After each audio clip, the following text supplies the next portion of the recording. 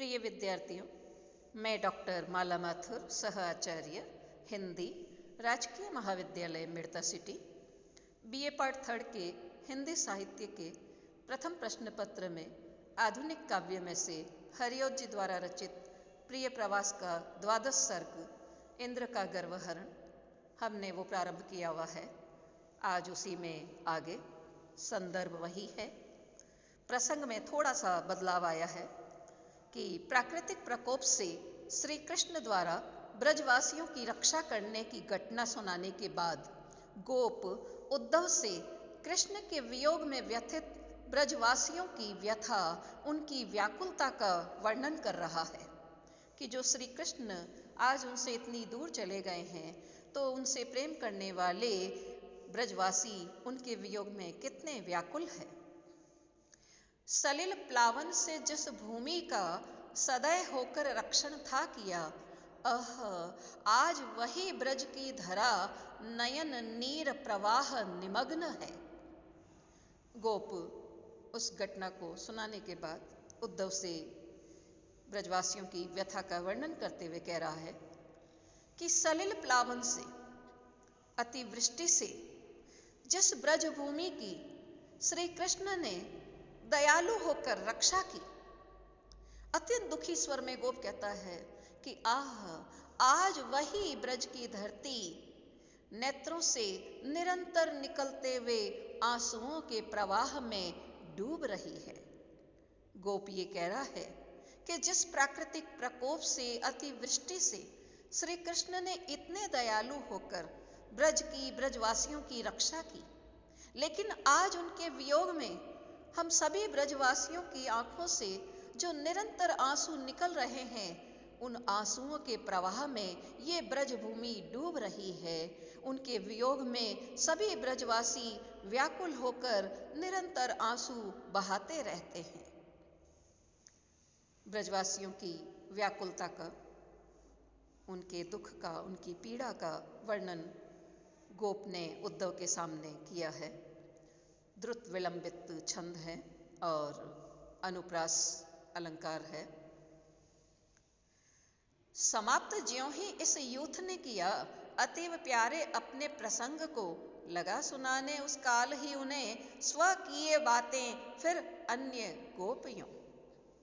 गोपों के इस समूह ने जैसे ही अपने इस अति प्रिय प्रसंग को समाप्त किया, जो श्री कृष्ण ने गोवर्धन पर्वत पर सभी ब्रजवासियों को सुरक्षित पहुंचाकर उनकी देखभाल की, उनकी रक्षा की, तो ये जो उनका बहुत ही प्रिय प्रसंग है, उस घटना को सुनाने का जो वर्णन उन्होंने किया था गोपों के समूह ने, जैसे ही वो समाप्त किया, उसी समय अन्य गोप जो वहाँ उपस्थित थे वो भी उन्हें अपनी बातें सुनाने लगे, श्री कृष्ण से जुड़ी हुई अन्य घटनाओं का वर्णन करने लगे। वंशज छंद है, अनुप्रास अलंकार है। बातें बड़ी मधुर और अति ही मनोज्ञ, नाना मनोरम रहस्यमयी अनूठी, जो हैं प्रसूत भवदीय मुखाब्ज द्वारा, है वांछनीय वह सर्व सुखे चुक्कों की।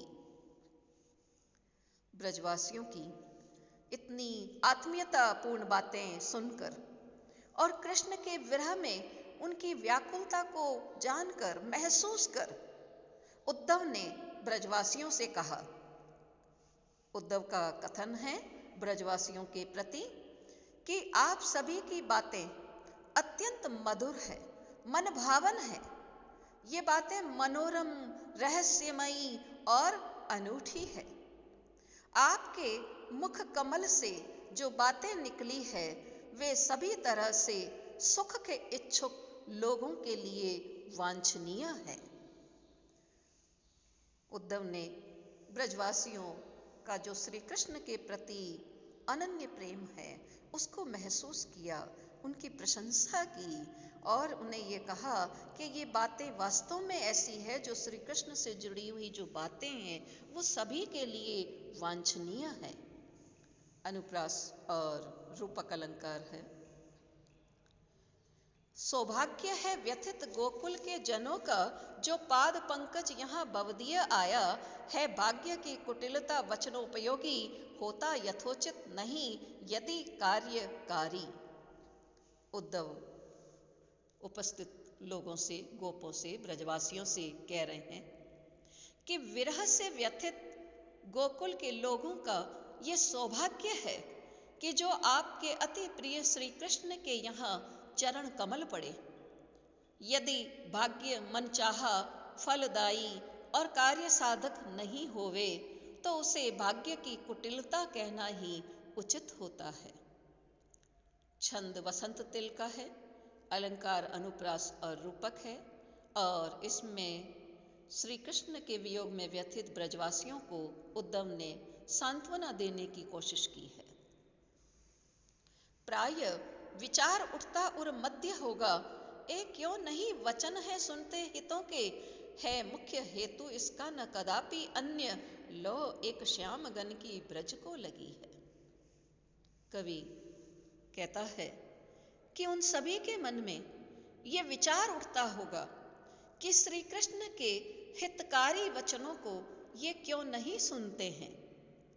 उसका मुख्य कारण कदापि अन्य नहीं है। फिर भी इन ब्रजवासियों के हृदय में श्याम वर्ण के बादलों के समान वर्ण वाले श्री कृष्ण से प्रेम की एक लौ, एक लगन सदैव लगी हुई है। वसंत तिल का छंद है।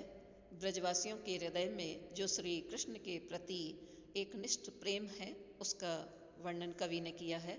अनुप्रास अलंकार है और लौ लगना मुहावरे का प्रयोग दृष्टव्य है। न्यारी छटा निरखना दृग चाहते हैं, है कान को सुयश भी प्रिय श्याम ही का, गाके सदा सुगुण है रसना अगाती, सर्वत्र रोम तक में हरि ही रमा है। कवि कहता है कि ये सभी ब्रजवासी अपने नेत्रों से हमेशा श्री कृष्ण के रूप सौंदर्य की न्यारी छटा को देखना चाहते हैं। इनके कान अपने प्रिय श्याम का सुयश ही सुनना चाहते हैं। इनकी जिह्वा श्री कृष्ण का सदैव गुणगान करती हुई भी तृप्त नहीं होती है और इनके तो रोम रोम में श्री कृष्ण ही रमे हुए हैं, बसे हुए हैं। अर्थात श्री कृष्ण की प्रेमा भक्ति में सर्वांग निमग्न रहने से आज उनके वियोग में इन ब्रजवासियों की विरह व्यथा, उनका व्यथित होना स्वाभाविक है। अनुप्रास अलंकार है, वसंत तिल का छंद है। तो ये जो हमने शुरू किया था प्रिय प्रवास का 12 सर्ग हरिऔध जी के द्वारा रचित, ये आज पूर्ण हुआ।